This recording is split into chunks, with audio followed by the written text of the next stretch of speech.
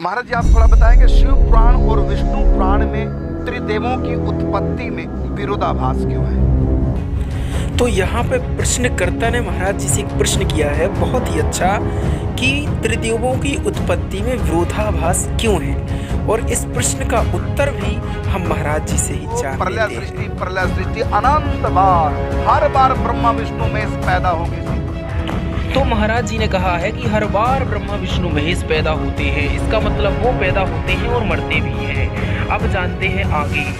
लेकिन कभी किसी निमित्त से, कभी किसी निमित्त से, कभी दुर्गा के द्वारा सृष्टि प्रकट होती है, तो कभी गणेश जी के द्वारा सृष्टि ब्रह्मा विष्णु महेश की प्रकट होती है। गणेश चल रही है, तो इन पंच परमेश्वरों के द्वारा किसी न किसी रूप में सृष्टि उत्पन्न होती है। तो कभी गणेश जी ब्रह्मा विष्णु महेश को पैदा करेंगे, कभी शंकर जी ब्रह्मा विष्णु रुद्र को पैदा करते हैं, किसी काल में विष्णु भगवान तो नारायण को, ब्रह्मा को और विष्णु को उसको शंकर जी को पैदा करते हैं। और ब्रह्म भवर्त पुराण पढ़िए तो स्वयं भगवान श्री कृष्ण के अंग से विष्णु और राधा के अंग से महालक्ष्मी और श्री कृष्ण के अंग से भगवान शिव और राधा रानी के अंग से भगवती दुर्गा, ये ब्रह्म भवर्त पुराण में। तो श्री कृष्ण के द्वारा सृष्टि है, ब्रह्म भवर्त पुराण में लिखा हुआ ब्रह्मा विष्णु महेश की उत्पत्ति श्री कृष्ण के द्वारा। दरअसल बात यह है कि यहाँ पर इन्होंने जो सृष्टि बताई है, सृष्टि की रचना बताई है, अलग अलग देवताओं से बताई है, लेकिन सच्चाई यह है कि यह सृष्टि की रचना कुछ अलग ही है, जो आपको वास्तविक ज्ञान हम सदग्रंथों के आधार पर जगत गुरु तत्वदर्शी संत रामपाल जी महाराज जी के मुखारबिंद से सुनाएंगे, जो सभी शास्त्रों से प्रमाणित है। एक सिद्धि होती है लघु दीर्घ हो जाना, छोटे से छोटा हो जाना, अदृश्य हो जाना और बहुत बड़ा आकार बना लेना, विराट टाइप। तो क्या कहते हैं, टेर सुनी तहां हम आए। परमात्मा कहते हैं हम वहां गए, फिर यहाँ सतगुरु दिखाइए। कबीर पंथियों ने थोड़ी गड़बड़ी सी कर रखी है। और अष्टंगी के बंध छुड़वाए धर्मराय को। अब देखो 22 पृष्ठ पे, धर्मराय को हिकमत की दीनागत देखे, हिकमत की ना नख रेखा से भग कर लीना। धर्मराय करे भोग विलासा, माया को रही तब आशा। तीन पुत्र अष्टंगी जाए, ब्रह्मा विष्णु शिव नाम धराए। तीन देव विस्तार चलावे, इनमें ये जग धोखा खावे। दुर्गा को फिर गर्भ रहा, कहते हैं धर्मराय किन्ने भोग विलासा, माया को रही तब आशा। और तीन पुत्र अष्टंगी जाए, ब्रह्मा विष्णु शिव नाम धराए। तीन पुत्र, तीन देव विस्तार चलावे, इनमें यो जग धोखा खावे। ये काल के तीनों पुत्र हैं, श्री ब्रह्मा, श्री विष्णु, श्री शिव जी।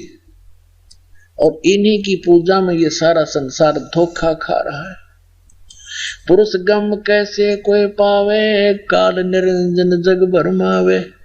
तीन लोक अपने सुत दीन्या, सुन निरंजन बासालीन्या।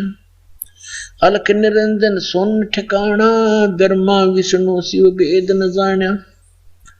तीन देव सो उसको ध्यावे, निरंजन का वो पार न पावे। अलख निरंजन बड़ा बटपारा, तीन लोक जीव करे आहारा। बटपारा माने बड़ा ठग है, ये तीन लोक के जीवों को खाता है। ब्रह्मा विष्णु महेश को भी पता नहीं वो कहाँ रहता है, और ब्रह्मा विष्णु महेश को भी खाता है। इनकी भी जन्म मृत्यु होती है। ब्रह्मा विष्णु शिव नहीं बचाए, सकल खाए पुन दूर उड़ाए। तिनके सुत हैं तीनों देवा, आंदर जीव करते हैं सेवा है।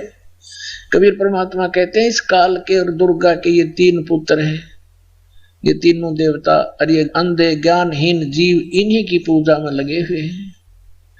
अकाल पुरुष का हो नहीं चीना, काल पाए सभी गए लीना। इस काल की पूजा ब्रह्म ब्रह्म करके सब करने लगे। अकाल जो काल नहीं है, उसकी पूजा उसको किसी ने नहीं खोजा। तीन देव और असुर अवतारा, ताको बजे सकल संसारा। गुण तीनों का ये विस्तारा, धर्मदास मैं कहूं पुकारा। गुण तीनों की भक्ति में ये भूल पड़ो संसार, कह कबीर निज नाम बिना कैसे उतरो पार। अपने आत्मा ये ज्ञान परमात्मा ने, कबीर परमेश्वर जी ने 600 वर्ष पूर्व हमें दिया था।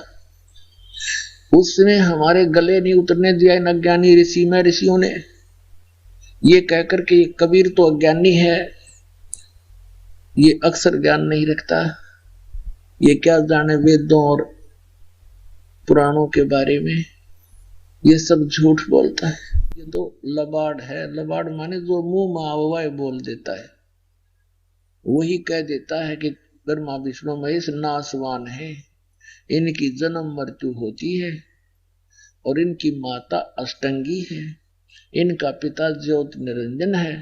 कहती है झूठा है, झूठ बोलता है। ये सदग्रंथों पुराणों को क्या जाने, क्योंकि ये संस्कृत भाषा में लिखे हैं और संस्कृत भाषा के पढ़ने का अधिकारी केवल एक ब्राह्मण वर्ग होता था। यही ऋषि होते थे, यही मैं ऋषि होते थे, मैं ऋषि दानंद जैसे नकली। और इन्होंने बट्ठा बैठा दिया। कबीर परमेश्वर 600 वर्ष पहले प्रयत्न करके गए थे, आज हम सभी सुखी हो जाते हैं। एक भगवान होता, एक ज्ञान होता, एक ही भक्ति होती, अपनी भक्ति करके हम अपने सतलोक में चले जाते। आने वाली पीढ़ियां अभी भक्ति करके सुखी होकर के सतलोक चले जाते। तो ये तो एक यूनिवर्सिटी है ये पृथ्वी, समझो दूसरे शब्दों। और मानव शरीर प्राप्त प्राणी इसमें प्रवेश पाए हुए हैं। तो इस यूनिवर्सिटी यानी विद्यालय में, महाविद्यालय में हमने अपनी ट्रेनिंग भक्ति, अपनी शिक्षा प्राप्त करके डिग्री प्राप्त करी और गए, अब नौकरी मिल लगी सतलोक में। अब यहाँ जिन्होंने ब्रह्म तक की पूजा की वो ब्रह्म लोक में जाकर नौकरी प्राप्त कर ली, वहां इनको पद मिल गया। जिन्होंने ब्रह्मा विष्णु महेश की सतर की भक्ति की वो ब्रह्मा विष्णु महेश जी के लोक में चले गए। और इनके लोकों में गए हुए प्राणी फिर पुनर्जन्म को प्राप्त होते हैं। ब्रह्मा विष्णु महेश की जी की जन्म मृत्यु होती है। ब्रह्म लोक में गए हुए प्राणी भी जन्म मृत्यु में आते हैं। तो हमने अब ये कौन सी ट्रेनिंग करनी है कि जहां जाने के बाद फिर लौटकर कभी संसार में नहीं आते, हमने वो साधना करनी है। उसके लिए कौन इष्ट है? वो परम अक्षर ब्रह्म हमारा इष्ट है और उसका नाम कबीर देव है। अब उसकी भक्ति करेंगे, हम सतलोक चले जाएंगे। तो दोस्तों इस वीडियो के माध्यम से आप समझ ही गए होंगे कि सृष्टि की उत्पत्ति कैसे होती है, ब्रह्मा विष्णु महेश की जन्म मृत्यु होती है। दोस्तों यह सृष्टि रचना का अंश मात्र था। अधिक जानकारी के लिए पढ़िए पुस्तक ज्ञान गंगा, जो कि आप इस पुस्तक को घर बैठे निःशुल्क पा सकते हैं। निःशुल्क पुस्तक प्राप्त करने के लिए अभी मिस कॉल करें 74 96 80 18 25।